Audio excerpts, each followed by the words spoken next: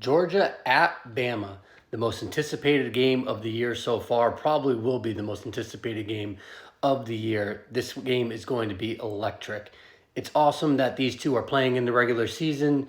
Thanks to no divisions finally going away in the SEC, Georgia no longer has this easy SEC East schedule. Bama no longer has this treacherous SEC West schedule. The two teams at the top of the sport for the past 5-10 years, they meet on a regular season game in Tuscaloosa, primetime. Amazing scene. So much riding on this game and so much for the storylines of this game. Obviously, Saban's gone. Kirby's 1-5 versus Bama. So can he rectify that versus a Kalen DeBoer Alabama, or does his streak against Bama continue in taking L's in the loss column?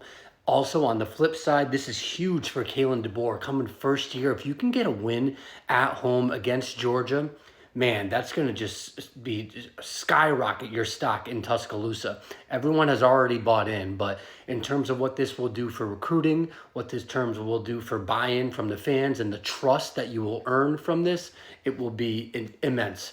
So a lot to look at for this game. I think it'll be a tight game, and there's a lot to break down. So let's start with Georgia and Carson Beck. So without Ladd McConkey and Brock Bowers, Carson Beck hasn't really looked the same. This Georgia offense hasn't really looked the same. Their receivers haven't really stepped up to the plate the way I thought they were going to. I thought Dylan Bell was going to be a little bit more of a playmaker than he has been this year. He could have a breakout game this week rather. But so far, the Georgia receivers haven't been all that much to write home about, and Carson Beck hasn't really been able to use them as a threat as much as he has, like with Ladd McConkey and Brock Bowers and what they previously had. So will that trend still continue?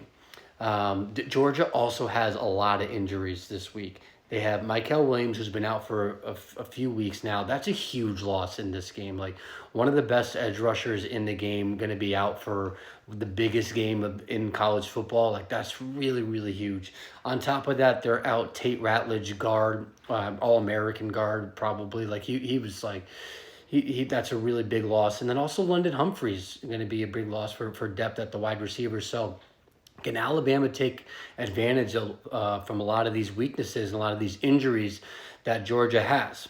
Now, Bama, their secondary, hasn't been as stiff as it normally is. We're just talking about Georgia, the passing game. Like, can they take advantage of a little bit of a weaker Alabama secondary? I think they might. I'm not sure they'll get a lot of big explosive plays, but they could get some chunk plays against this Alabama secondary. Like, USF was kind of running around, and Byron Brown just wasn't really able to hit those guys when they were open. But Carson Beck is a little bit more talented. He'll be able to do that.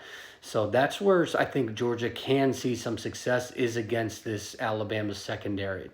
On the flip side, though, Jalen Milroe can take advantage of the weaknesses that we said, like Michael Williams being out.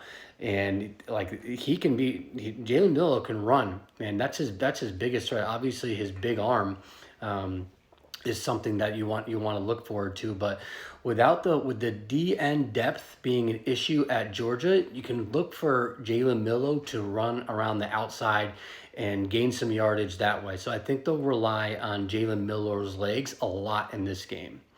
How will Bama's receivers do against this Georgia secondary?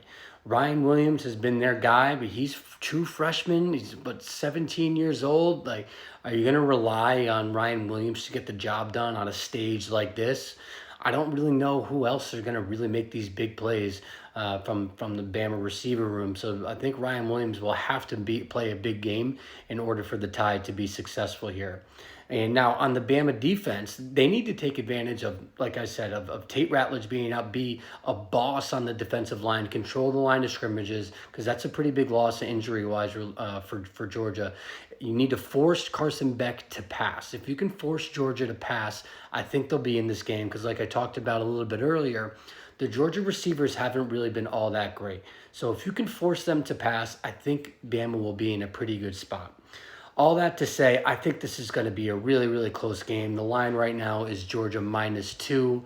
I honestly don't really have a lean on this. I mean, I would say my gut is saying Georgia -2, but I'm probably going to stay away from this. I'm not going to bet it.